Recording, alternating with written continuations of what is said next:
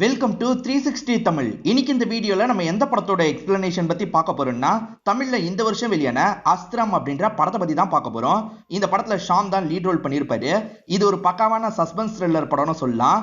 இந்த படத்துல நான் சொல்லும் போது சின்ன சின்ன டீடைல் கூட மிஸ் பண்ணாம கவனிங்க. அப்பதான் படம் ரொம்ப இன்ட்ரெஸ்டிங்கா இருக்கும். நீங்க கொஞ்சம் கூட யோசிக்காத மாதிரி நிறைய திருப்பங்கள்லாம் இந்த படத்துல வச்சிருப்பாங்க. இந்த படம் ஆகா தமிழ்ல அவைலபிளா இருக்கு. பார்க்கணும்னு நினைக்கிறவங்க ஃபுல் படத்தை கூட பாருங்க. இல்ல கதை தெரிஞ்சுக்கிட்டா போதும்னு நினைக்கிறவங்க மேற்கொண்டு இந்த வீடியோவை கண்டினியூ பண்ணுங்க. எக்ஸ்பிளனேஷனுக்குள்ள போறதுக்கு முன்னாடி வீடியோக்கு ஒரு லைக் போடுங்க. அது மூலியமா இந்த வீடியோ இன்னும் நிறைய பேர்கிட்ட கொண்டு போய் சேர்க்கப்படும். மேற்கொண்டு டைம் வேஸ்ட் பண்ணாம நம்ம நேரடியா எக்ஸ்பிளனேஷனுக்குள்ள போயிடலாம். 800ல வாழ்ந்த ஒரு ரைட்டர் நமக்கு காட்டுறாங்க. இவர் சீக்ரெட் அப்படின்ற தலைப்புல ஏதோ ஒரு ரகசியத்தை புக் மாதிரி எழுதுறாரு. அந்த புக் அப்படியே டிராவல் ஆகி ஒரு ஸ்டேஜ்ல இந்தியாவுக்கு வந்திருக்கு போல. ஒரு ஃபாதர் கிட்ட தான் இந்த புக் கிடைக்குது. அந்த புக்கை பத்தி ஃபாதருக்கு எதுவுமே தெரியல. இவர் ஒரு பர்த்டே பார்ட்டிக்கு போறாரு. அங்க இருக்கவங்களுக்கு பிரசன்ட் பண்ணலாம்னு யோசிக்கிறாரு. அந்த பார்ட்டிக்கு போனவர் அங்க இருக்க பையனுக்கு இதை கிஃப்ட் மாதிரி தராரு. இங்கதான் அஸ்திரம்னு படத்தோட டைட்டில போடுறாங்க. ஸ்டார்டிங்ல இருந்து நடந்த விஷயத்தை காட்டுறாங்க. இவர் தான் படத்தோட ஹீரோவா இருப்பாரு. இவர் பேரு அகிலன் அப்படின்றது. அகிலன் இப்போ ஒரு கேஸ் ஹேண்டில் பண்ணிட்டு இருக்காரு போல. அதை பத்தியே தான் பயங்கரமா யோசிச்சுட்டு இருக்காரு. சரியா தூங்க கூட மாட்டாரு. ரொம்ப லேட்டா தான் தூங்குறாரு. காலையில சமயம் அகிலன் ஒரு ப்ரோக்ராம பாக்குறாரு. ஒரு சைக்கியாட்ரிஸ்ட் கிட்ட ஒருத்தங்க பேட்டி மாதிரிலாம் எடுக்கிறாங்க. இப்ப நிறைய பேர் டிப்ரெஷனால கஷ்டப்படுறாங்கல்ல, அதுல இருந்து ஓவர் கம் பண்ணி வெளியே வரதுக்கு என்ன பண்ணணும் அப்படின்ற மாதிரிலாம் கேக்குறாங்க. இந்த டாக்டருமே டிப்ஸ் மாதிரி சில விஷயங்களை சொல்லிட்டு இருக்காரு. இது எல்லாத்தையும் ஹீரோ தூங்கி வலிஞ்சுக்கிட்டே தான் கவனிச்சிட்டு இருக்காரு. அப்ப பேட்டி எடுத்த பொண்ணு இந்த இடத்துக்கு வராங்க. இவங்க பேரு பிரியா அப்படின்றது. இவங்க தான் இவரோட ஒய்ஃபா இருப்பாங்க. நைட்டு லேட்டா தான் தூங்குனியா, எப்ப பாரு கேஸை பத்தியே தான் யோசிச்சுட்டு இருப்பியா, ப்ளீஸ் இதுல இருந்து கொஞ்சம் வெளியே வா, ரிலாக்ஸ் பண்ணு அப்படின்ற மாதிரிலாம் ஒய்ஃப் சொல்றாங்க. பிரியா ஒரி பண்ணாத, நான் ஓகேவா தான் இருக்கன்ற மாதிரி இவர் சொல்லிட்டாரு.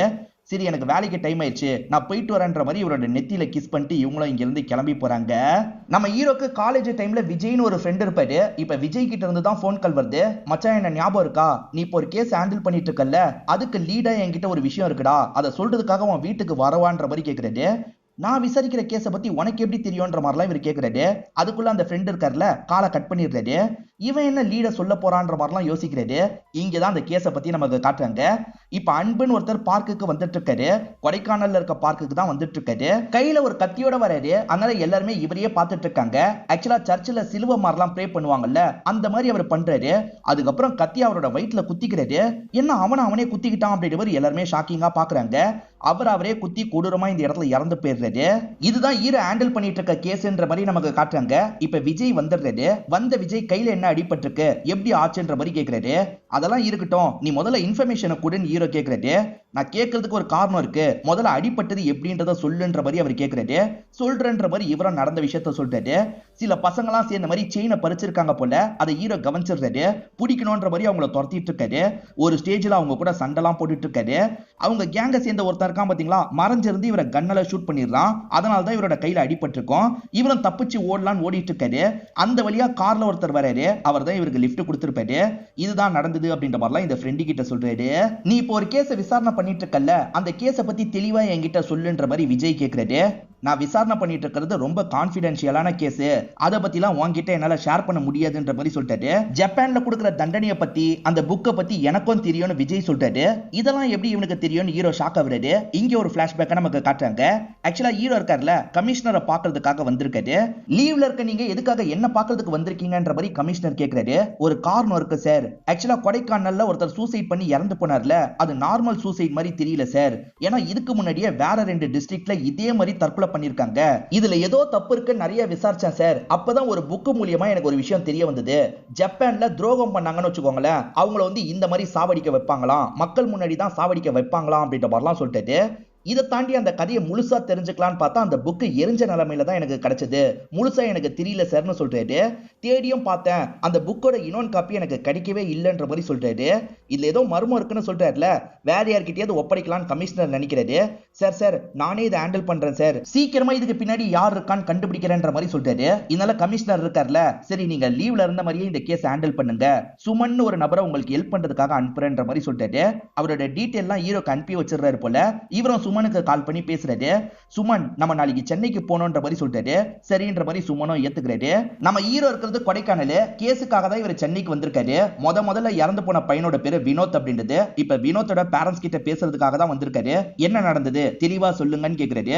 இவங்களுமே நடந்த விஷயத்த சொல்றாங்க. வினோத் திடீர்னு வீட்டுக்கு நடுவுல வந்து நிக்கிறான். கத்தி வச்சு அவன் வைத்த அவனே குத்திக்கிறான். பேரண்ட்ஸ் பார்த்து ஷாக் ஆயிடுவாங்க.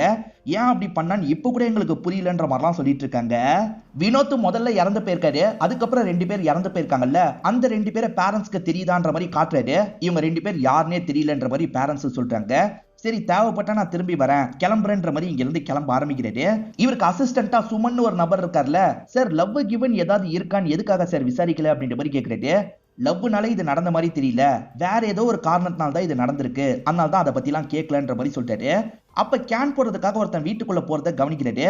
தம்பி இங்க வான்ற மாதிரி அவர்கிட்ட விசாரிக்க ஆரம்பிக்கிறாரு. அந்த வினோத்தோட ஆக்டிவிட்டியில ஏதாவது சேஞ்சஸ் கவனிச்சியான்ற மாதிரி கேக்குறாரு. சார் ஆமா சார், ஒரு விஷயத்த கவனிச்சேன் சார். அன்னைக்கு நான் கேன் போடுறதுக்காக வந்தேன். அப்போ ஒரு போட்டோவை கோவமா உடைச்சிட்டு இருந்தாரு. இதோ வெளியே இருக்கிற இந்த இடத்துல தான் உடைச்சிட்டு இருந்தாரு அப்படின்ற மாதிரி இடத்த காட்டுறாரு. இது அங்க உடைச்சாரா அப்படின்ற மாதிரி இவங்களும் அந்த இடத்துக்கு வந்து செக் பண்றாங்க. உடஞ்ச நிலைமையில ஒரு போட்டோ இவங்களுக்கு கிடைக்குது. ஆனா போட்டோ ரொம்ப டேமேஜ் ஆயிருக்கு. போட்டோல இருக்கிறது யாருன்னே இவங்களுக்கு கிளியரா தெரியல. பாதி போட்டோ வச்சே ஃபுல்லா வரைகிறவங்க இருக்காங்கல்ல, அவங்க கிட்ட கொடுத்து வரையணும்ன்ற மாதிரி ஹீரோவும் சுமன் கிட்ட சொல்லிட்டாரு. இப்ப 2வது பையனோட வீட்டுக்கு வந்துடுறாங்க. இவன் பேரு செல்வா அப்படின்றது. இவனோட அம்மா கிட்ட மீதி 2 பேரை பத்தி தெரியுதான்னு விசாரிக்கிறாங்க. இந்த அம்மாக்கு சுத்தமா அவங்க 2 பேரை தெரியவே இல்ல. அன்னைக்கு என்ன நடந்தது அப்படின்றத அம்மா எக்ஸ்பிளைன் பண்றாங்க. அம்மா துணி காய போறதுக்காக மாடிக்கு வந்துட்டு இருக்காங்க. இவங்க கண் முன்னாடியே பையன் இருக்கான்ல இறந்து போயிடுறான். இதை பாக்குற இவங்க பயங்கரமா ஷாக் ஆயிடுறாங்க. அந்த மாதிரி பையன் தற்கொலை பண்றதுக்கு முன்னாடி வித்தியாசமா நடந்துகிட்டானா அப்படின்ற மாதிரி இவர் கேட்கிறாரு. ஆமா சார், தற்கொலை பண்றதுக்கு முன்னாடி நாள் ரொம்ப வித்தியாசமா நடந்துகிட்டான். வீட்டுல இருக்க நிறைய பொருளை தூக்கி போட்டு உடைச்சான்ற மாதிரி அம்மா சொல்றாங்க. என்னென்ன பொருள்லாம் உடைச்சான்ற மாதிரி இவர் கேட்கிறாரு. டிவி உடைச்சிருப்பாரு, போன் உடைச்சிருப்பாரு, லேப்டாப் உடைச்சிருப்பாரு, இந்த மாதிரி நிறைய பொருட்களை போட்டு போட்டு உடைச்சிருப்பாரு. அவன் உடைச்ச பொருளை வச்சு உங்களுக்கு ஏதாவது புரியுதா அப்படின்ற மாதிரி சுமன் கிட்ட கேட்கிறாரு. ஒண்ணு மட்டும் புரியுது சார், அவன் உடைச்ச எல்லா பொருளுமே ஒண்ணு கருப்பா இருந்தது இல்லனா வெள்ளையா இருந்தது அப்படின்ற மாதிரி சொல்லிட்டாரு. நீங்க கரெக்டா தான் சொல்றீங்க, கருப்பு வெள்ளையான பொருளை மட்டும் உடைச்சிருக்கான், ஏன் எதுக்குன்னு தெரியலன்ற மாதிரி ஹீரோ சொல்லிட்டாரு. இப்ப கொடைக்கானலுக்கே திரும்ப வந்துடுறாங்க. அன்புன்னு ஒருத்தர் வயிற்றுல கத்தி வச்சு குத்தி இறந்த மாதிரி காமிச்சாங்கல்ல, அதை நிறைய பேர் வேடிக்கை பார்த்திருப்பாங்க. அவங்க கிட்ட தான் விசாரணை பண்ணிட்டு இருக்காரு. ஒவ்வொருத்தர் ஒவ்வொன்னு சொல்றாங்க. அதுல ஒரு பையன் பிரேயர் பண்ற மாதிரி பண்ணிட்டு தான் சார் கத்திய வச்சு வயிற்றுல குத்திக்கிட்டான் அப்படின்ற மாதிரிலாம் சொல்லிட்டாரு. அன்பு கிறிஸ்டின் போல, அதனால தான் இப்படி பண்ணிருக்காருன்ற மாதிரிலாம் ஹீரோ யோசிச்சுட்டு இருக்காரு. அன்னைக்கு சந்தேகப்படுற மாதிரி பார்க்குக்கு வெளியே ஏதாவது வண்டி இருக்கான்றதை செக் பண்ணி பாருங்கன்ற மாதிரி சுமன் கிட்ட சொல்றாரு. சுமன் செக் பண்றதுக்காக தள்ளி போயிடுறாரு. அங்க நிறைய பசங்க விளையாடிட்டு இருக்காங்க. அந்த பசங்களை பார்க்கும் போது ஹீரோ ஒரு பிளாஷ்பேக்கை யோசிச்சு பாக்குறாரு. ஆக்சுவலா ஹீரோக்கும் ஒய்ஃபுக்கும் ரொம்ப வருஷமா குழந்தை இல்ல போல, ட்ரீட்மெண்ட்லாம் எடுத்துட்டு இருக்காங்க. டாக்டர் ட்ரீட்மெண்ட் பண்ணாலுமே குழந்தை கிடைக்கிறது கஷ்டம் அப்படின்ற மாதிரி சொல்றாங்க. இதை கேட்டு 2 பேருமே உடஞ்சு போயிடுறாங்க. அகிலன் இதை நினைச்சு ரொம்ப ஃபீல் பண்ணிட்டு இருக்காத, இதெல்லாம் இப்ப ரொம்ப சாதாரணமாயிருச்சு. நிறைய பேர் ஃபெர்டிலிட்டி சென்டருக்கு தான் அலைஞ்சிட்டு இருக்காங்க. நம்ம விஷயத்துல அதுக்கும் போக வேணாம்னு நினைச்சுக்கலாம், இதை இதோட விட்டு அப்படின்ற மாதிரிலாம் ஒய்ஃப் சொல்றாங்க. என்னதான் ஒய்ஃப் இந்த அளவுக்கு போல்டா பேசுற மாதிரி காமிச்சுக்கிட்டாலும் உள்ளுக்குள்ள பயங்கர சோகத்துல இருக்காங்க. தள்ளி போய் அழுகுறாங்க. இவருமே அந்த இடத்துக்கு வந்து ஆறுதல்லாம் சொல்லிட்டாரு. குழந்தை இல்லைன்ற மாதிரி இவங்க 2 பேருக்குமே வருத்தம் இருக்கதான் செய்யுது. இப்ப சுமன் ஒரு டீடைல் கண்டுபிடிச்சிருக்காரு. சார் அந்த பையன் சாவர வரைக்கும் இந்த ஜீப் இங்க நின்றுருக்கு, அதுக்கப்புறம் கிளம்பி போயிருக்குன்ற மாதிரி ஒரு ஜீப்பை காட்டுறாரு. அந்த ஜீப்போட நம்பரை நீங்க செக் பண்ணி பாருங்க. ஃபேக் நம்பரா இருந்தா இந்த கொலைக்கும் அவனுக்கும் சம்பந்தம் இருக்க வாய்ப்பு இருக்கு, அப்படி இல்லைன்னா விட்டுலாம் அப்படின்ற மாதிரி சொல்றாரு. சரி சார், இந்த நம்பரை பத்தி விசாரிக்கிறேன் அப்படின்ற மாதிரி சுமனுமே ஏத்துக்கிறாரு. இப்ப அன்போட ஒய்ஃப் கிட்ட விசாரணை பண்றதுக்காக வந்திருக்காரு. லவ் பண்ணி வந்திருக்காங்க. திடீர்னு இப்படி இறந்ததா அவங்களால ஏத்துக்கவே முடியல. மீதி 2 பேரை இவங்களுக்கு தெரியுதான்ற மாதிரி போட்டோவை காட்டுறாங்க. இவங்களுக்கும் மீதி 2 பேர் யாருன்றது தெரியல.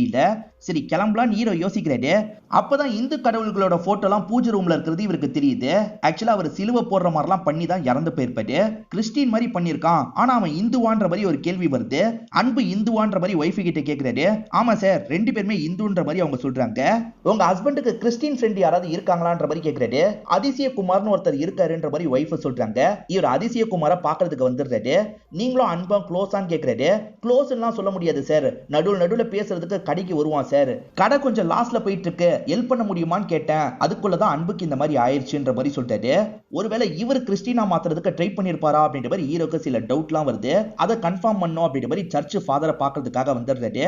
அதிசயத்தை பத்தி விசாரிக்கிறாரு. அதிசயமே எப்பயாவது தான் சர்ச்சுக்கு வருவாருன்னு தெரிய வருது.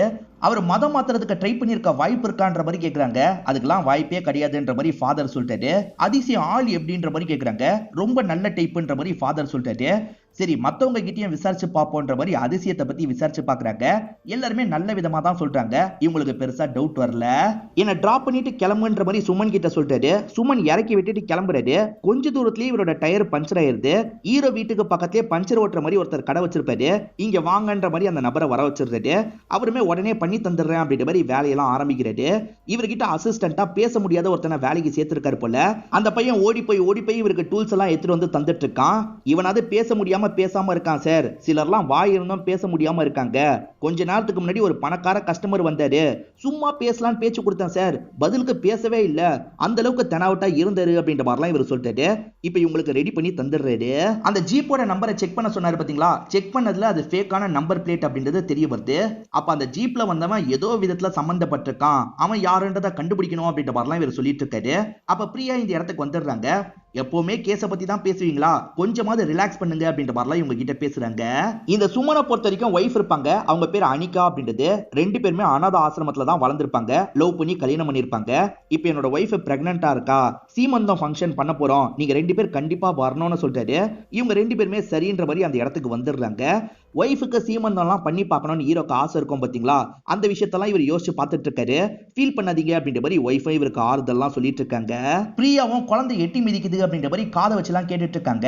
மேடம்க்கு குழந்தைனா ரொம்ப பிடிக்கும் போலியே சார். எங்களுக்கும் 2 வருஷம் குழந்தை இல்லாம தான் இருந்தது. அதுக்கப்புறம் தான் கிடைச்சது. கவலைப்படாதீங்க சார், உங்களுக்கும் சீக்கிரமா குழந்தை கிடைக்கும்ன்ற மாதிரிலாம் சொல்லிட்டாரு. இப்பதான் ஹீரோ வேற ஒரு விஷயத்த சொல்றாரு. ஆக்சுவலா 2 வருஷத்துக்கு முன்னாடி உங்களுக்கு குழந்தை பிறந்திருக்கும். ஆனா குழந்தை பிறக்கும் போதே இறந்து தான் பிறந்திருக்கும். 2 பேராலையும் தாங்கிக்க முடிஞ்சிருக்காது. பயங்கரமா ஃபீல் பண்ணிருப்பாங்க. அதுக்கப்புறம் இவங்க வீட்டுக்கு பக்கத்துலயே அந்த குழந்தைய புதைச்சிருப்பாங்க. இதுக்கப்புறம் குழந்தையே கிடைக்காதுன்ற மாதிரி வேற டாக்டர் சொன்னாங்கல்ல, அதையும் ஃபீலிங்கா சொல்லிட்டாரு. சுமன் தான் இவருக்கு ஆறுதல்லாம் சொல்லிட்டு இருக்காரு. ஆக்சுவலா சுமனா அந்த டிராயிங்கை முழுசா வரைய சொல்லியிருப்பாரு. அதுக்கான வேலை தான் நடந்துட்டு இருக்கு. சார் இன்னும் வரையல சார், இன்னும் கொஞ்சம் லேட் ஆகும் போலன்ற மாதிரி சுமன் சொல்லிட்டாரு. அப்போ ஒய்ஃபி கிட்ட இருந்து கால் வருது. என்ன ரயில்வே ஸ்டேஷன்ல விடுறேன்னு சொன்னீங்கல்ல, லேட் ஆயிடுச்சா? சரி நானே கிளம்புறேன்ற மாதிரி கிளம்ப ஆரம்பிச்சிடுறாங்க. இவரும் வேலையை முடிச்சுட்டு இருட்டினதுக்கு அப்புறம் தான் வீட்டுக்கு வராரு. மெக்கானிக் ஷாப்ல பேச முடியாத பையன் இருக்கான்ல, இவரோட வீட்டு வழியா தான் வந்துட்டு இருக்கான். சாதாரணமா இவருக்கு வணக்கம் வச்சுட்டு போறான். இவரும் பெருசா எடுத்துக்க மாட்டாரு. இவரோட வீட்டுக்குள்ள வந்துடுறாரு. இந்த கேஸ பத்தி தான் யோசிக்கிறாரு. 3 பேருமே எப்படி தற்கொலை பண்ணிருப்பாங்கன்ற மாதிரிலாம் யோசிச்சுட்டு இருக்காரு. அப்ப கரெக்டா சுமன் கிட்ட இருந்து கால் வருது. சரி அந்த போட்டோவை அனுப்பி வச்சிருக்கேன்னு அனுப்பி வச்சிடுறாரு. விஸ்வநாதன் ஆனந்த் இருக்கார்ல, அவரோட போட்டோவா தான் இருக்கும்.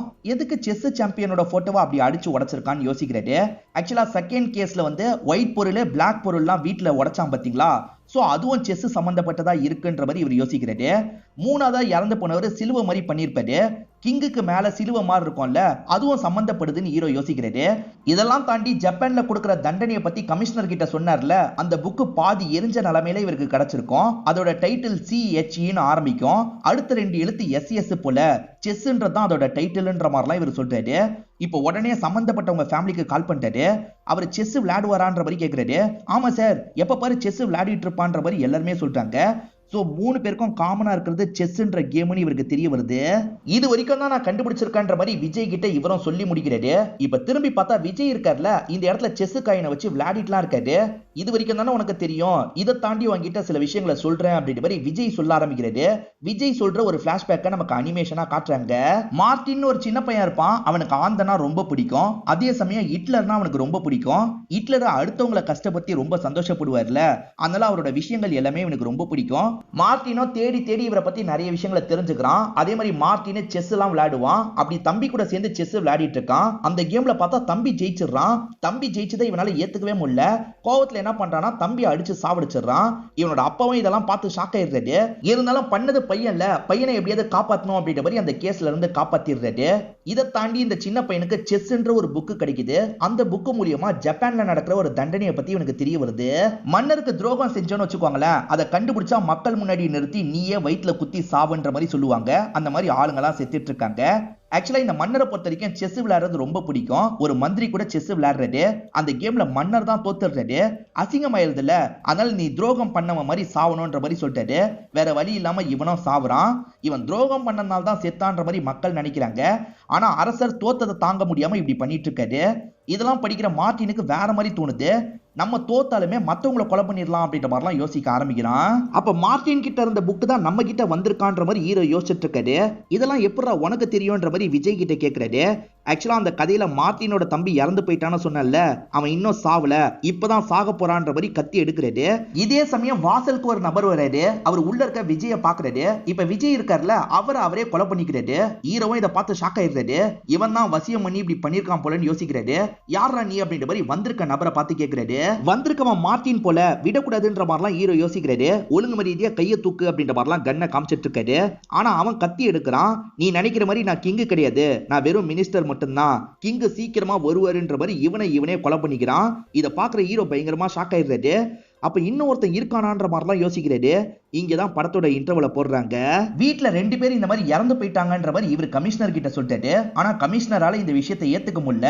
எல்லாருமே என்னதான் போட்டு கிளின்னு கிளிப்பாங்க, இதுக்கு உனக்கு விசாரணை நடக்கும் பாத்துக்கோன்ற மாதிரி கோவமா திட்டிட்டு கிளம்புறாரு. ஹீரோவோட கையில புல்லட் பட்டுச்சுன்னு சொன்னா பாத்தீங்களா, இப்ப அது குணமாயிருது போல, இதுக்கப்புறம் நீங்க கையை நார்மலா மூவ் பண்ணலான்ற மாதிரி டாக்டர் சொல்லிட்டு இருக்காரு. இப்பதான் இவருக்கு சுமன் கிட்ட இருந்து போன் கால் வருது. வீட்டுல போய் விசாரின்ற மாதிரி சுமன் கிட்ட சொல்லியிருப்பாரு. அவங்க 2 பேர் அண்ணன் தம்பி தான் சார், ஆனா அண்ணனோட பேரு மார்ட்டின்லாம் கிடையாது சார், கிஷோர் அப்படின்ற மாதிரி சொல்லிட்டாரு. ஹீரோ நேரடியா வீட்டுக்கு வந்துடுறாரு. அவன் பேரு கிஷோர் தானா, வேற எந்த பேரும் இல்லையான்னு கேக்குறாரு. கிஷோர் தான் சார், வேற எந்த பேரும் இல்லைன்னு சொல்லிட்டாங்க. 2 பேருமே செஸ் விளையாடுவாங்களான்னு கேக்குறாரு. ஆமா சார், 2 பேருமே விளையாடுவாங்கன்ற மாதிரி அவங்க சொல்றாங்க. சரி கார்டை கொடுக்கலான்ற மாதிரி சுமன் கார்டை தராரு. அந்த கார்டை பாக்குறது மூலியமா ஹீரோவோட பேரு அகிலன்னு தெரிய வருது. என் பையன் அகிலன்னு எழுதி ஒரு கிஃப்ட் பாக்ஸ் வச்சிருந்தான், இவருக்கு தரதா நினைச்சிருக்கான் போல, தந்துருங்கன்ற மாதிரி அந்த அம்மாவும் தந்துட்டு இருக்காங்க. இந்த சமயம் தான் இந்த சுமனோட ஒய்ஃப் அனிகா கொஞ்சம் சீரியஸா இருக்காங்கன்னு தகவல் கிடைக்குது. நம்ம உடனே கிளம்பணும் சுமன் அப்படின்ற மாதிரி சொல்லிட்டாரு. 2 பேருமே கிளம்பி ஹாஸ்பிட்டலுக்கு வந்துடுறாங்க. ஆனா இவங்களுக்கு முன்னாடி பிரியா இருக்காங்கல்ல, அவங்கள கொண்டு வந்து ஹாஸ்பிட்டல்ல சேர்த்திருக்காங்க. பெண் குழந்தைய பிறந்துருச்சு அப்படின்ற மாதிரி சந்தோஷமா சொல்றாங்க. இவங்க 3 பேருமே சேர்ந்த மாதிரி கண்ணாடி வழியா பாக்குறாங்க. இப்போ உள்ள போய் பார்க்கலாம்னும் போது இவரும் சந்தோஷமா உள்ள வந்து குழந்தைய பாக்குறாரு. இவங்க 2 பேருமே அந்த குழந்தைய எடுத்து கொஞ்சலாம் செய்றாங்க. கமிஷனர் உங்ககிட்ட விசாரணை நடக்கும்னு சொன்னார் பாத்தீங்களா, விசாரணை பண்றதுக்காக ஒரு ஆபீசர் வந்திருக்காரு. ஆக்சுவலா வீட்ல 2 பேர் தற்கொலை பண்ணி தான் இறந்து போயிருக்காங்க. ஹீரோ அப்படிதான் சொல்லியிருப்பாரு. அதை யாருமே நம்ப மாட்டாங்கல்ல. அவங்க 2 பேரும் ஹீரோவே ஏதாவது பண்ணிட்டு சும்மா சொல்றாரா அப்படின்ற மாதிரி விசாரணை எல்லாம் பண்ணிட்டு இருக்காரு. சார் நான் எதுக்காக சார் போய் சொல்ல போறேன், உண்மையிலேயே இதுதான் நடந்தது. இதுக்கு முன்னாடி 3 பேர் தற்கொலை பண்ணாங்கல்ல, அதே மாதிரி தான் இதுவும் நடந்திருக்கு அப்படின்ற மாதிரிலாம் சொல்லிட்டாரு. அதனால வந்த ஆபீசர் கிளம்பிடுறாரு. இப்ப சீனியர் இருக்கார்ல, உன் லீவ் முடிய போதில்ல, ஆனா லீவ் முடிஞ்சாலும் நீ வேலைக்கு வர தேவையில்ல, இந்த கேஸ் முடிஞ்சதுக்கு அப்புறம் நீ வேலைக்கு வந்தா போதும்ன்ற மாதிரி சொல்லிட்டாரு. ஹீரோ இந்த கேஸ் கையை விட்டு போயிருச்சேன்ற மாதிரி பயங்கரமா ஃபீல் பண்றாரு. கோவத்தை கண்ட்ரோல் பண்ண முடியாம ஹீரோ பாக்ஸிங் பண்ற மாதிரிலாம் பண்ணிட்டு இருக்காரு. இப்பதான் உன்னோட கையை சரியா இருக்கு, அதை நீயே கெடுத்துக்காத, முதல்ல உட்காருன்ற மாதிரி ஹஸ்பண்டுக்கு சமாதானம் சொல்லிட்டு இருக்காங்க. இப்ப பாக்குறதுக்காக சுமன் வந்திருக்காரு. இப்பதான் சுமனுக்கு ஒன்னு ஸ்ட்ரைக் ஆகுது. சார் அந்த கிஷோரோட அம்மா ஒன்னு தந்தாங்க சார், இருங்க எடுத்துட்டு வரேன் அப்படின்ற மாதிரி வேகமா அந்த கிஃப்ட் எடுத்துட்டு வராரு. டூனு போட்டு இன்ஸ்பெக்டர் அகிலன்ற மாதிரி போட்டிருக்கு. ஹீரோவும் அதை பிரிச்சு பார்க்கலான்ற மாதிரி பிரிச்சு பாக்குறாரு. பார்த்தா உள்ள ஒரு ஆந்தை தான் இருக்கு. மார்ட்டின்ன்றவனுக்கு ஆந்தை பிடிக்கும்ல, அவன் தான் அனுப்பியிருக்கான் போலன்னு யோசிக்கிறாரு. இப்ப கோவத்துல இருக்கிறதுனால போட்டு உடைக்கிறாரு. பார்த்தா அதுக்குள்ள ஒரு கீ செயின் மாதிரி இருக்கு. அதுல ஏதோ ஒரு கோடை போட்டா அது ஓபன் ஆகும் போல. என்ன கோடா இருக்கும் போடலாம் அப்படின்ற மாதிரி இவரும் போடுறதுக்கு ட்ரை பண்றாரு. இவரும் என்ன கோடா இருக்கும்ன்ற மாதிரி விதவிதமா ட்ரை பண்றாரு. ஆனா அந்த லாக் மட்டும் ஓப்பனே ஆக மாட்டேங்குது. இவர் கடுப்புல பைக்ல வந்துட்டு இருக்காரு. யாரவரைய வீட்டுக்கிட்ட வரும்போது திடீர்னு பார்த்தா ஒரு நம்பர் பிளேட் வந்து விழுது. பேச முடியாத பையனை திட்டும் போது அவர் தான் தூக்கி எரிஞ்சிருக்காரு. சார் சாரி சார் அப்படின்ற மாதிரிலாம் ஹீரோவை பார்த்து சொல்லிட்டாரு. ஹீரோ பரவாயில்லன்னு கிளம்ப போறாரு. இப்பதான் ஹீரோக்கு அந்த ஜீப்போட நம்பர் பிளேட் தோணுது. ஒருவேளை அது பாஸ்வேர்டா இருக்குமான்னு யோசிக்கிறாரு. இப்ப அந்த வீடியோவை நல்லா ஜூம் பண்ணி பாக்குறது, அதை பாஸ்வேர்டு மாதிரி போடுறது, அதை பாஸ்வேர்டா போட்டோன்னா ஓபன் ஆயிருது. ஓபன் ஆகி உள்ள ஒரு நம்பர் கிடைக்குது. இதுவும் காரோட நம்பர் மாதிரி தான் இருக்கு. இந்த நம்பரை வச்சு யாரோட காருன்றதை செக் பண்ணுங்கன்ற மாதிரி சொல்றாரு. சுமன் செக் பண்ணி யாரோட காருன்றதை கண்டுபிடிச்சிடுறாரு. உடனே அந்த வீட்டுக்கு போனோம் அப்படின்ற மாதிரி இவங்க 2 பேருமே அந்த வீட்டுக்கு வந்துடுறாங்க. இது மார்ட்டின் நினைச்சு இவங்க 2 பேருமே உள்ள வந்தோடனே கையை தூக்குங்கன்ற மாதிரிலாம் சொல்றாங்க. பார்த்தா உள்ள ருத்ரன் ஒரு டாக்டர் தான் இருக்காரு. ஸ்டார்டிங் பேட்டி கொடுத்தாருல, அந்த டாக்டர் தான் இருக்காரு. என்னாச்சு, எதுக்காக இந்த மாதிரி பண்றீங்கன்ற மாதிரிலாம் டாக்டர் கேட்கிறாரு. இவங்களுமே கண்ணை இறக்கி விஷயத்த சொல்லலாம்னு நினைக்கிறாங்க. இது வரைக்கும் இவங்க விசாரணை பண்ண கேஸ்ல நிறைய நடந்தது பாத்தீங்களா, அதை பத்திலாம் சொல்றாங்க. அதுல க்ளூவா உங்க கார் நம்பர் கிடைச்சது, அதனால தான் இந்த இடத்துக்கு வந்துட்டோம் அப்படின்ற மாதிரிலாம் சொல்றாங்க. நீங்க ஒரு ஜப்பான் கதையை பத்தி சொன்னீங்கல்ல, அந்த கதையை நானும் கேள்விப்பட்டிருக்கேன், மீதி பாதி கதை இருக்கு, அது எனக்கு தெரியும்ன்ற மாதிரி சொல்ல ஆரம்பிக்கிறாரு. மன்னர் தோத்து போயிட்டா அசிங்கம் தாங்காம அவங்கள துரோகின்ற மாதிரி சாவடிச்சிடுறாருல, வேற ஒரு சிப்பாய் விளையாடுறதுக்கு வராரு. சிப்பாய் தான் தோக்குறாரு, மன்னர் ஜெயிக்கிறாரு. ஆனா இந்த வாட்டி மன்னர் இறந்து போயிடுறாரு. சிப்பாய் சாமர்த்தியமா ஏதோ பண்ணிருக்கான், அதாவது சாமர்த்தியமா அவரை மேனிபுலேட் பண்ணி அவரை தற்கொலை பண்ண வச்சிருக்கான். இது எப்படி பாசிபிள் அப்படின்ற மாதிரி இவங்க 2 பேர் கேக்குறாங்க. நல்லா மேனிபுலேட் பண்ணா கண்டிப்பா இதெல்லாம் பண்ணலாம்ன்ற மாதிரி சொல்றாரு. நடைமுறையில இருக்க எக்ஸாம்பிளே உங்களுக்கு சொல்றேன். நிறைய அரசியல்வாதிங்க மேல நம்ம கோவப்பட்டுக்கிட்டே தான் இருக்கோம். எல்லா அரசியல் கட்சி மேலயும் நமக்கு கோவம் இருக்கு. ஆனா கடைசியில அவங்களுக்கு தான் ஓட்டை போட்டு நம்ம ஜெயிக்க வைக்கிறோம். இதை தாண்டி போலி சாமியார்களை நிறைய கேள்விப்படுறோம். திரும்ப திரும்ப போலி சாமியார்கள் கிட்டயே நம்ம ஏமாந்துட்டு இருக்கோம். இந்த மாதிரி தான் சாமர்த்தியமா ஏமாத்துனா எப்பேற்பட்டவங்களையும் ஏமாத்த முடியும்ன்ற மாதிரி சொல்றாரு. 1978 யோசிச்சு கூட பார்க்க முடியாத ஒரு விஷயத்த ஒருத்தன் பண்ணிருக்கான்ற மாதிரி சொல்ல ஆரம்பிக்கிறாரு.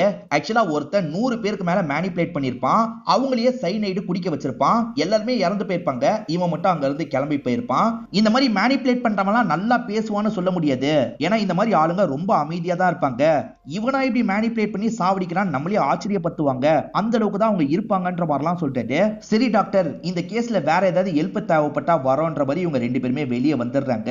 இப்ப ஹீரோ யோசிச்சு பார்க்கும்போது ஒரு விஷயம் ஸ்ட்ரைக் ஆகுது. மார்ட்டின் என்கிட்ட மோதணும்னு நினைக்கிறான் போல. ஏன்னா வேணும்ட்டே இந்த கேஸை என்ன எடுக்க வச்சிருக்கான்ற மாதிரி சொல்லிட்டு, ஏன்னா வேற டிஸ்ட்ரிக்ட்ல எல்லாம் வீட்டுக்குள்ள கொலை நடந்திருக்கும். ஆனா இவரோட இடத்துல மட்டும் தான் வெளியே நடந்திருக்கும். அதுக்கப்புறம் தான் இவர் கியூரியாசிட்டியில விசாரிக்க ஆரம்பிச்சிருப்பாரு. அதே மாதிரி அதுக்கு முன்னாடி இவருக்கு செஸ்ன்ற அந்த புக் வந்திருக்கும். பாதி எரிஞ்ச கண்டிஷன்ல வந்திருக்கும். எனக்கு கொஞ்சம் கொஞ்சம் க்ளூவா தந்துட்டு இருக்கான். அவனை நான் நெருங்கணுன்றதுக்காக தான் இந்த விஷயத்த பண்ணிட்டு இருக்கான். என் ஃப்ரெண்டு விஜய் மூலியமா அவன் மார்ட்டின் கதையை பத்தி தெளிவா என்கிட்ட சொல்லிட்டான். நான் தேடிட்டு இருக்கிறது அந்த மார்ட்டினை தான். மார்ட்டினோட தம்பியும் உயிரோட தான் இருக்கான்னு நினைக்கிறேன். மார்ட்டின் அந்த தம்பியை கொல்ல போறான். அந்த தம்பியை முடிஞ்சா காப்பாத்திக்கோன்னு என்ன சேலஞ்ச் பண்ற மாதிரியே எனக்கு தோணுதுன்னு சொல்றாரு. எனக்கு என்னமோ அந்த மார்ட்டின் ரொம்ப தள்ளிலாம் இருக்க வாய்ப்பு இல்ல. என் பக்கத்துல இருந்து என்ன வாட்ச் பண்ண தான் வாய்ப்பு இருக்குன்ற மாதிரிலாம் சொல்றாரு. இதை கேட்டுட்டு இருக்க சுமனுக்கு அந்த பேச முடியாத பையன் மேல டவுட் வருது. டாக்டர் கூட அதிகம் பேச வாய்ப்பு இல்லைன்னு சொன்னார்ல, ஒருவேளை அவனா இருக்க வாய்ப்பு இருக்கான்ற மாதிரிலாம் கேட்டுட்டு இருக்காரு. ஹீரோக்கும் அந்த டவுட் வருது. ஒருவேளை அவனா இருப்பானான்ற மாதிரி யோசிக்கிறாரு. சட்டுன்னு பார்த்தா அந்த பையன் இந்த இடத்துக்கு வரான். ஹீரோ அடிக்கிற மாதிரி வராரு. அந்த பையன் இருக்கான்ல, கடைக்கிட்ட வாங்கன்ற மாதிரி சிக்னல் பண்றான். இவருமே கடைக்கிட்ட போலான்ற மாதிரி வேகமா கடைக்கிட்ட வந்துடுறாரு. ஆக்சுவலா அந்த ஓனருக்கு ஒருத்தர் கூட பிரச்சனை ஏற்பட்டிருக்கு. ஒருத்தன் வேலைலாம் பார்த்ததுக்கு அப்புறம் காசு தராம ஓடி போயிருக்கான். அதனால தான் ஓனர் சத்தம் போட்டிருக்காரு. இதனால தான் இவன் கூப்பிடுறதுக்காக வந்திருக்கான்னு இவருக்கு புரியுது. இவன் மேல டவுட் வந்துருச்சுல, அதனால ஓனர் கிட்ட இந்த பையனை பத்தி விசாரிக்கிறாரு. இந்த பையன் உண்மையிலேயே பேச முடியாதவன் தானா, நல்லா தெரியுமான்ற மாதிரி கேட்கிறாரு. ஏன் சார் இப்படி கேக்குறீங்க? சின்ன வயசுல இருந்தே இவன் எனக்கு தெரியும் சார், பேச முடியாதுன்ற மாதிரிலாம் சொல்லிட்டாரு. இப்ப ஹீரோக்கு வேற ஒன்னு ஸ்ட்ரைக் ஆகுது. இவனால பேச முடியாது, பேசாம இருக்கான். ஆனா பேச முடிஞ்சே நிறைய பேர் பேச மாட்டாங்க. இப்ப கூட ஒரு பணக்காரர் வந்தாரு, பேசவே இல்லைன்ற மாதிரி சொன்னார்ல. இப்ப அந்த பணக்காரர் மேல உங்களுக்கு டவுட் வருது. அந்த நபரை பத்தி ஏதாவது தெரியுமா, அந்த கார் டீடைல் தெரியுமான்னு கேக்குறாரு. இல்ல சார், பிளாக் கலர் காரு அவ்வளவுதான் தெரியும்னு சொல்லிட்டாரு. பிளாக் கலர் காருன்னு இவங்களுக்கு இன்னும் டவுட் அதிகமாகுது. வேற எது கவனிச்சியா அப்படின்ற மாதிரிலாம் கேக்குறாங்க. சார் ஸ்டியரிங்ல ஆந்த படம் ஒட்டி இருந்தது அப்படின்ற மாதிரி சொல்லிட்டாரு. ஸ்டியரிங்ல ஆந்த படம் ஒட்டி இருந்ததா அப்படின்ற மாதிரி ஹீரோ ஷாக் ஆகுறாரு. அந்த காரை திரும்பி பார்த்தனா உடனே எனக்கு கால் பண்ணி சொல்றியான்னு கேக்குறாரு. கண்டிப்பா சொல்றேன்ற மாதிரி இவருமே ஏத்துக்கிறாரு. இப்ப ஹீரோவும் ஸ்மோக் பண்ணிக்கிட்டே சில விஷயங்களை யோசிக்கிறாரு. இவருக்கு செஸ்ன்ற ஒரு புக்கு பாதி எரிஞ்ச கண்டிஷன்ல கிடைச்சிருக்கும். அதனால தான் பாதி கதை இவருக்கு தெரியல. ஆனா டாக்டருக்கு மட்டும் எப்படி தெரிஞ்சது? அதோட காப்பி தான் நமக்கு எங்கேயுமே கிடைக்கல. அப்ப டாக்டருக்கு மட்டும் எப்படி தெரிஞ்சிருக்க வாய்ப்பு இருக்குன்னு யோசிக்கிறாரு. இப்ப நேரா அந்த டாக்டரை பார்க்கறதுக்காக வீட்டுக்குள்ள நுழையிறாரு. டாக்டர், அந்த கதை எப்படி உங்களுக்கு தெரிஞ்சது? ஒழுங்கா சொல்லுங்கன்ற மாதிரி கண்ணெல்லாம் காமிச்சிட்டு இருக்காரு. அப்ப அந்த டாக்டர் இருக்கார்ல, சட்டுன்னு கத்தி எடுத்து அவரோட வயிற்றுல அவரே குத்திக்கிறாரு. ஹீரோவும் காப்பாற்றணும் அப்படின்ற மாதிரி சட்டுன்னு ஸ்டாப் பண்ணிடுறாரு. இப்ப ஹாஸ்பிட்டல்ல சேர்த்துறாரு. டாக்டர் சாகலாம் இல்ல, உயிரோட தான் இருக்காரு. இப்ப இவருமே டாக்டரை பார்த்து பேசுறதுக்காக வந்துடுறாரு. எதுக்காக இந்த மாதிரி பண்ணீங்க, ஒழுங்கா சொல்லுங்கன்ற மாதிரி கேட்கிறாரு. சொல்றேன்ற மாதிரி இவரும் ஒரு பிளாஷ்பேக்க சொல்றாரு. இந்த டாக்டருக்கு ஜேம்ஸ்னு ஒரு ஃப்ரெண்ட் இருப்பாரு. அந்த ஜேம்ஸை பொறுத்த வரைக்கும் 2 பசங்க இருப்பாங்க. மூத்த பையன் பேரு மார்ட்டின் அப்படின்றது. அவனுக்கு ஆந்தனா ரொம்ப பிடிக்கும். யாருக்கிட்டையும் ஒட்டவே மாட்டான். எப்பவுமே ஒதுங்கியே தான் இருப்பான். அம்மா தான் அவனை நல்லபடியா பாத்துக்கிறாங்க. அந்த பையனோட பர்த்டே வரும். அதனால அப்பா ஜேம்ஸ் இருக்கார்ல, நிறைய பேரை இன்வைட் பண்றாரு. அப்படி ருத்ரனும் அந்த இடத்துக்கு போயிருப்பாரு. அந்த பையனுக்கு கிஃப்ட் தராரு. ஒரு ஃபாதரும் அந்த இடத்துக்கு வந்திருப்பாரு. அவருமே கிஃப்ட் தந்துட்டு போறாரு. வந்த கிஃப்ட்ல செஸ் போர்டும் கிஃப்டா வந்திருக்கும். அம்மா இருக்காங்கல்ல, நான் சொல்லி தரேன்ற மாதிரி பையனுக்கு சொல்லி தராங்க. இப்படிதான் விளையாடணுன்ற மாதிரி எல்லாத்தையும் புரிய வச்சிடுறாங்க. பையன் அம்மாவை ஜெயிச்சிடுறான். அம்மாவும் ரொம்ப சந்தோஷப்படுறாங்க. இந்த மாதிரி தான் விளையாடணுன்ற மாதிரி சொல்றாங்க. இதனால இவனுக்குமே இந்த கேம் பிடிச்சிருது. அடிக்கடி அம்மா கூட விளையாடுறான். இவனே தான் ஜெயிச்சிட்டு இருக்கான். அம்மாவும் ரொம்ப சந்தோஷமா முத்தம்லாம் தந்துட்டு இருக்காங்க. ஒரு ஸ்டேஜ்ல அம்மா உடம்பு முடியாம இறந்து போயிடுறாங்க. நம்ம மேல அன்பா இருந்த அம்மா இறந்து போயிட்டாங்களே அப்படின்ற மாதிரி இவனுமே ஃபீல் பண்ணிட்டு இருக்கான். இப்ப விளையாட ஆள் இல்ல, தம்பி கூட சேர்ந்த மாதிரி இவன் விளையாடிட்டு இருக்கான். இவன் தான் முதல்ல நல்லா மூவ்லாம் பண்ணிட்டு இருக்கான். ஆனா ஒரு ஸ்டேஜ்ல தம்பி இருக்கான்ல, இவனையே ஜெயிச்சிடுறான். சுத்தமா இந்த விஷயத்தை இவனால ஏத்துக்க முடியல. ஜெயிச்சா சந்தோஷத்துல சிரிப்பாங்கல்ல, அதை இவனால ஏத்துக்கவே முடியல. இப்போ ஒரு ராடை வச்சு தம்பி மண்டையிலே போடுறான். தம்பியோட கதை அதே இடத்துல முடிஞ்சிருது. தம்பி அப்பா வரதுக்கு முன்னாடி டிஸ்போஸ் பண்ணோன்ற மாதிரி யோசிக்கிறான். அப்பாவோட கார் எடுத்துட்டு இவனுமே ஒரு பகுதிக்கு வந்து தம்பியை தள்ளி விடுறான். இப்ப வேகமா வீட்டுக்கு வந்து ரத்தத்தெல்லாம் கிளீன் பண்ணிட்டு இருக்கான். அப்ப வந்த அப்பா இருக்கார்ல, தம்பி எங்கன்ற மாதிரி கேக்குறாரு. இவன் எந்த பதிலுமே சொல்லாம அமைதியா இருக்கான். அப்ப அப்பாக்கு போலீஸ் ஸ்டேஷன்ல இருந்து கால் வருது. சரி உங்க பையன் இந்த மாதிரி பண்ணிருக்கான்ற மாதிரி கம்ப்ளைண்ட் வந்திருக்கு, உடனே பையனோட ஸ்டேஷனுக்கு வாங்கன்ற மாதிரி சொல்றாங்க. பையன் தான் தம்பி ஏதோ பண்ணிட்டான் போலன்ற மாதிரி ஸ்டேஷனுக்கு கூட்டு வராரு. அங்கதான் நம்ம ஹீரோ இருக்காரு, அதாவது சின்ன வயசு ஹீரோ இருக்காரு. இவன் தான் தள்ளி விட்டான், நான் பார்த்தேன்ற மாதிரி சொல்லிட்டாரு. அதாவது அவன் மேல இருந்து தள்ளி விட்டதை இவர் கவனிச்சிருப்பாரு. அகிலன் நீ போப்பா நாங்க பாத்துக்கிறோன்ற மாதிரி போலீஸுங்க சொல்றாங்க. அகிலன் இங்க இருந்து கிளம்பி போறாரு. என்னை மாட்டி விட்டுட்டல, உன்னை விட மாட்டேன்ற மாதிரி மார்ட்டின் ஒரு பார்வை பாக்குறான். சரி இப்ப சின்ன பையனோட பாடியை கண்டுபிடிக்கணும்ல, தேடலான்ற மாதிரி ஆளுங்களாம் சேர்ந்த மாதிரி தேடிட்டு இருக்காங்க. 2 நாள் தேடுறாங்க, அப்ப கூட இவங்களால பாடியை கண்டுபிடிக்கவே முடியல. அப்பவும் பையனை வெளியே எடுக்கணும்னு நினைக்கிறாரு. அதனால இந்த கேஸை விசாரணை பண்றவருக்கு நிறைய காசெல்லாம் தராரு. சரி சார் இந்த கேஸ்ல இருந்து வெளியே கொண்டு வரேன்ற மாதிரி இவருமே ஏத்துக்கிறாரு. ஆக்சுவலா பையன் தோத்த கோவத்தினால தானே இப்படி கொலை பண்ணிருக்கான். இதெல்லாம் இவரோ ருத்ரன் கிட்ட சொல்லி புலம்புறாரு. ருத்ரன் என்ன சொல்றாருன்னா, தோல்வியை அவனால ஏத்துக்க முடியல, தோல்வியை ஏத்துக்கிறதுக்கு அவனுக்கு நம்ம பழக்கணும், ரெகுலரா அவனை தோக்க வை, அவன் கோவப்படுவான், ஆனா அந்த கோவத்தெல்லாம் நீ கண்ட்ரோல் பண்ணு அப்படின்ற மாதிரி ஐடியா கொடுக்குறாரு. வீட்டுக்கு விளையாடுறதுக்காக நிறைய பசங்களை வர வைக்கிறாரு. திட்டமிட்டு தான் இந்த பசங்களை வர வைக்கிறாரு. இவங்களுக்கு எல்லாம் நல்லாவே விளையாட தெரியும், வேணும்ட்டே பையனை தோக்க வைக்கிறாரு. பையன் தோத்துனா கோவப்படுறான், ஆனா அப்பா பக்கத்துல இருந்து சமாதானம் சொல்லிட்டாரு. அதனால தோத்ததுக்கெல்லாம் அவன் கொலை பண்ண மாட்டான். போக போக இப்படியே கேம் விளையாடிட்டு இருக்காங்க. பையன் ரெகுலரா தோக்குறான்ல, அதனால முன்ன மாதிரி கோவப்படாம லைட்டா தான் கோவப்பட்டு இருக்கான். பரவாயில்ல பையன் லைட்டா தான் இப்பெல்லாம் கோவப்படுறான்ற மாதிரி அப்பா சந்தோஷப்படுறாரு. இந்த மாதிரி கூட்டு வர பசங்களுக்கு அப்பா காசெல்லாம் தருவாரு. இவர் காசெல்லாம் தந்துட்டு இருக்கிறத பையன் ஜன்னல் வழியா கவனிச்சிடறான். நம்மளை தோக்கடிக்கிறதுக்காக அப்பா இந்த மாதிரிலாம் பண்ணிட்டு இருக்காரு, இந்த அப்பாவை ஏதாவது பண்ணணும் அப்படின்ற மாதிரிலாம் வில்லத்தனமா யோசிக்கிறான். அன்னைக்கு நைட்டு அப்பா வீட்டுக்கு வரும்போது இவனும் உட்காந்து செஸ் விளையாடலான்ற மாதிரி சொல்றான். சரின்ற மாதிரி அப்பா எதிர உட்காந்துடுறாரு. இவன் செஸ் எப்பவுமே ஜெயிக்கிறதுக்காக விளையாடுவான், ஆனா இன்னைக்கு தோக்குறதுக்காக விளையாடுறான். என்ன இவ்வளவு தப்பு தப்பா மூவ் பண்றான்ற மாதிரி அப்பாவும் செக்மேட் வைக்கிறாரு. செக்மேட்னு சொன்ன அடுத்த நிமிஷம் இவன் மண்டையிலேயே பாட்டில் வச்சு அடிச்சிடறான். அப்பாவோட கதையை முடிக்கிறான். அதாவது அந்த வீடே எரியற மாதிரி பண்ணிட்டு அங்க இருந்து கிளம்பி போறான். பிளாக் கலர்ல ஒரு காரை எடுத்து தான் போற மாதிரி காட்டுறாங்க. நீ தானே இந்த ஐடியாவை கொடுத்தது, உன்னை கவனிச்சுக்கிறேன் அப்படின்ற மாதிரி இந்த டாக்டரையும் மிரட்டிட்டு தான் போயிருப்பான். அவன் வளர்ந்ததுக்கு அப்புறமா டாக்டர் அப்பப்போ வந்து பாப்பான் போல. வாங்கிட்டு அவன் கேம் விளையாடிட்டு இருக்கிறது எனக்கு தெரியும்பா, இந்த கேம்ல இதை மட்டும் தான் நீ சொல்லணும்ன்ற மாதிரி சொன்னா, அதனால தான் மீதி பாதி கதையை மட்டும் உன்கிட்ட சொன்னேன். அவன் என்ன பொம்மை மாதிரி ஆட்டி வச்சிட்டு இருந்தான், அதனால தான் தற்கொலை பண்ணலாம்னு நினைச்சேன்ற மாதிரி சொல்லிட்டாரு. சரி அவன் மேனிபுலேட் பண்றான்ல, எப்படி பண்றான்றது தெரியுமா உங்களுக்கு அப்படின்ற மாதிரி கேக்குறாரு. இல்லப்பா அதை பத்திலாம் எனக்கு தெரியாதுன்ற மாதிரி இவர் சொல்லிட்டாரு. என் தம்பியை கொலை பண்ணன்னு என்ன மாட்டி விட்டல, உன் கண் முன்னாடியே கொலை பண்றேன், முடிஞ்சா தடுத்துக்கொண்டு என்ன சேலஞ்ச் பண்ற மாதிரியே எனக்கு தோணுது சார் அப்படின்ற மாதிரி இவரும் டாக்டர் கிட்ட சொல்லிட்டாரு. மார்ட்டினோட தம்பி பேரு பிரிட்டோ அப்படின்றது. இவருமே அந்த கேஸ் ஃபைல் எல்லாம் செக் பண்ண சொல்லிட்டாரு. அந்த பிரிட்டோவோட டீடைல் கிடைச்சா உடனே அனுப்பி வைங்கன்ற மாதிரி சொல்லிட்டாரு. ஆளுங்களும் சரின்ற மாதிரிலாம் ஏத்துக்கிறாங்க. இப்பதான் இவருக்கு அந்த மெக்கானிக் கிட்ட இருந்து கால் வருது. சார் அந்த கார் இந்த வழியா போனதை பார்த்தன்ற மாதிரி மெக்கானிக்க சொல்லிட்டாரு. அந்த வழியாவா, சரி சரின்ற மாதிரி இவர் ஏத்துக்கிறாரு. இவர் உடனே சுமனுக்கு கால் பண்ணிட்டாரு. சுமன் அந்த கார் இந்த வழியா தான் போயிட்டு இருக்கான், உன் வீட்டுக்கு பக்கத்துல தானே, செக் பண்ணு அப்படின்ற மாதிரி சொல்லிட்டாரு. சரி சார் நான் செக் பண்றேன்ற மாதிரி இவருமே ஏத்துக்கிறாரு. இப்ப ஹீரோ கிளம்பலான்ற மாதிரி கார்ல ஏறி உட்கார்றாரு. அப்பதான் பிரிட்டோவோட டீடைல்லாம் இவருக்கு கிடைக்குது. அந்த டீடைல்லாம் பாக்குறவரு ஷாக் ஆயிடுறாரு. அதாவது முதுகுல ஒரு தழும்பு இருக்குன்ற மாதிரிலாம் போட்டிருக்காங்க. அதே தழும்ப சுமன் கிட்ட இவர் பார்த்திருப்பாரு. என்ன சுமன் கூட அப்படியே மேட்ச் ஆகுது அப்படின்ற மாதிரிலாம் ஷாக் ஆயிட்டு இருக்காரு. அப்ப சுமன் தான் பிரிட்டோவான்ற மாதிரி இவருக்கு ஒரு கேள்வி வருது. ஏன்னா சுமனை பொறுத்த வரைக்கும் ஆசிரமத்துல வளர்ந்தன்ற மாதிரி சொல்லியிருப்பாரு.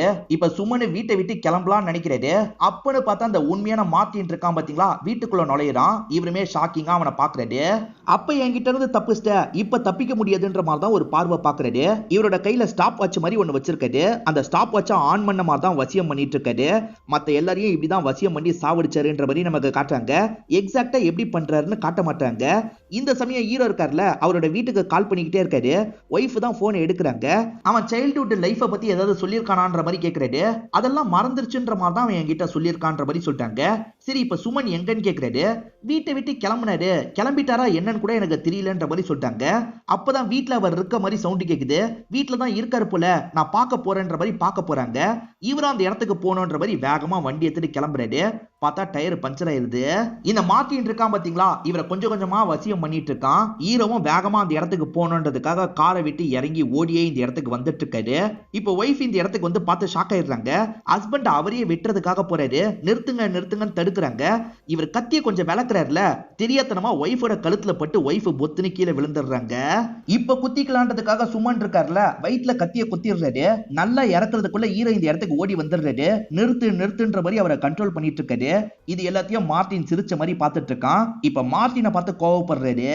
ஆக்சுவலா பசங்களை பிடிக்கும் போது யாரோ கன்னை வச்சு ஷூட் பண்ணாங்கல்ல, அதுக்கப்புறம் இவருமே தப்பிச்சு ஓடி இருப்பாரு. அப்ப கார்ல வந்து ஹெல்ப் பண்ணது வேற யாரும் இல்ல, இந்த மார்ட்டினா தான் இருக்கும். அதெல்லாம் ஹீரோட மைண்டுக்குள்ள ஓடிட்டு இருக்கு. வாடான்ற மாதிரி இவரும் சண்டைக்கு கூப்பிடுறாரு. அவனுமே இவரு கூட சண்டை போட ஆரம்பிக்கிறான். மாத்தி மாத்தி ரெண்டு பேருமே பயங்கரமா சண்டை போட்டுட்டு இருக்காங்க. ஹீரோவும் எப்படியாவது இவனை லாக் பண்ணணும்னு நினைக்கிறாரு. அப்படி சண்டை போடும் போது ஹீரோ கீழே விழுந்துடுறாரு. அந்த கேப்ல அவன் ஷூல வச்சிருக்க கத்தி எடுக்கிறான். அந்த கத்தியை வச்சு அவனே குத்திக்கிறான். ஹீரோக்கு ஒண்ணுமே புரியல, தடுக்கலாம் நினைக்கிறாரு. அதுக்குள்ள அவனோட கதை இந்த இடத்துல முடிஞ்சிருது. அனிகா இறந்தே போயிருப்பாங்க. இப்ப பிரியா தான் குழந்தைய வச்சிருக்காங்க. குழந்தைய சோகமா பார்த்துட்டு இருக்காங்க. கமிஷனர் இப்ப ஹீரோ சொல்றதையும் நம்ப மாட்டாரு. என்னையா வசியம் கிசியம் கதை விட்டுட்டு இருக்க, இதெல்லாம் என்னால நம்ப முடியாதுன்ற மாதிரி சொல்லிட்டாரு. சார், சுமன் இன்னும் உயிரோட தானே இருக்கான், சுமன் அதனால பாதிக்கப்பட்டிருக்கான், சுமன் கிட்ட விசாரிச்சா உண்மை தெரிஞ்சிரும்ன்ற மாதிரி சொல்லிட்டாரு. சரி வா சுமனை பாப்போன்ற மாதிரி கமிஷனர் சொல்லிட்டாரு. இப்ப எல்லாருமே சேர்ந்த மாதிரி சுமனை பாக்குறதுக்காக வந்துடுறாங்க. அவர் ஓரளவுக்கு நல்லபடியா தான் இருக்காரு. சுமன், அவன் உன்னை எப்படி மேனிபுலேட் பண்ணா, எங்களுக்கு புரியுற மாதிரி சொல்லுன்ற மாதிரி கேக்குறாங்க. சுமன் இருக்கார்ல, கொஞ்சம் கொஞ்சமா எந்திரிக்கிறாரு. இல்ல நீ உட்காந்தே சொல்லுன்னு சொல்றாங்க. ஆனா கேட்காம சுமன் எந்திரிக்கிறாரு. சுமன் கொஞ்சம் வித்தியாசமா நடந்துக்கிற மாதிரி நமக்கு காட்டுறாங்க. இப்ப சுமனும் அவன் எப்படி மேனிபுலேட் பண்ணான்னு சொல்றதுக்காக வராரு. அதுக்குள்ள அடுத்த பாட்டுக்கு லீடு கொடுத்த மாதிரி இந்த படத்தோட கதையை முடிச்சிடுறாங்க. இந்த சீக்ரெட் சீக்கிரமா ரிவீல் ஆகும் அப்படின்ற மாதிரி போட்டு தான் படத்தை முடிக்கிறாங்க. ஆக்சுவலா ஸ்டார்டிங் ஒரு ரைட்டர் ஒரு புக் எழுதினாரு. அந்த புக்கோட பேரு சீக்ரெட் அப்படின்ற மாதிரி சொல்லியிருப்பேன். அது எப்படியோ டிராவல் ஆகி கடைசியில இந்தியாவுக்கு வந்திருக்கோம். ஒரு ஃபாதர் கிட்ட கிடைச்சிருக்கோம். ஃபாதருக்கு அந்த புக்கை பத்தி தெரிஞ்சிருக்காது. ஒரு பையனுக்கு கிஃப்ட் மாதிரி தந்திருப்பாரு. அந்த பையன் வேற யாருமே கிடையாது, மார்ட்டினா தான் இருப்பான். இதெல்லாம் படத்துல சொல்ல நான் தான் சொல்றேன். ஏன்னா ஒரு ஃபாதர் கிஃப்ட் தந்த மாதிரி காமிச்சாங்கல்ல, அவர் கூட இந்த புக்கை கிஃப்டா தந்திருக்கலாம். இவன் மத்த புக் படிக்கிற மாதிரி இந்த புக்கையும் படிச்சிருப்பான். இந்த புக்கை படிச்சது மூலியமா தான் அவனுக்கு அந்த ட்ரிக் தெரிஞ்சிருக்க வாய்ப்பு இருக்கு. எனக்கு தெரிஞ்ச அந்த ட்ரிக் என்னவா இருக்க தெரியுமா வாய்ப்பு இருக்கு. இந்த போகன் படத்துல வரும் பாத்தீங்களா, ஒருத்தர் உடம்புல இருந்து இன்னொருத்தர் உடம்புல போறது, கூடி விட்டு கூடுப்பாயிருது, அந்த மாதிரி தான் அந்த சீக்ரெட் மூலியமா இவனுக்கு தெரிஞ்சிருக்க வாய்ப்பு இருக்கு. ஏன்னா கடைசியில மார்ட்டின் அவனே சாவடிச்சுப்பான். அதே சமயம் இந்த சுமனு கொஞ்சம் வியர்டா பிஹேவ் பண்ணிட்டு இருக்கான். அதாவது சுமன் உடம்புக்குள்ள தான் அந்த மார்ட்டினோட ஆன்மா இருக்க வாய்ப்பு இருக்கு. எல்லார் உடம்புக்குள்ளேயும் போய் அவங்கள காலி பண்ணிட்டு வெளியே வந்துருவான். ஆனா தம்பியோட உடம்புக்குள்ள இப்ப நிரந்தரமா இருக்கான்ற மாதிரி காமிச்சு நமக்கு படத்தை முடிக்கிறாங்க. படத்துல இதெல்லாம் எக்ஸ்பிளைன் பண்ணிருக்க மாட்டாங்க, அங்கேயே படத்தோட கதையை முடிச்சிருப்பாங்க. எனக்கு புரிஞ்சதை வச்சு நான் தான் இந்த விஷயத்தை எக்ஸ்பிளைன் பண்றேன். நான் சொல்ற இந்த எக்ஸ்பிளனேஷன்லாம் சரியாவும் இருக்கலாம், இல்ல தப்பாவும் இருக்கலாம். இந்த படத்தோட கதை கண்டிப்பா உங்களுக்கு பிடிச்சிருக்கும்னு நம்புறேன். இந்த வீடியோ உங்களுக்கு பிடிச்சிருந்ததுன்னா லைக் பண்ணுங்க, கமெண்ட் பண்ணுங்க, மறக்காம 360 தமிழ் சேனலை சப்ஸ்கிரைப் பண்ணுங்க.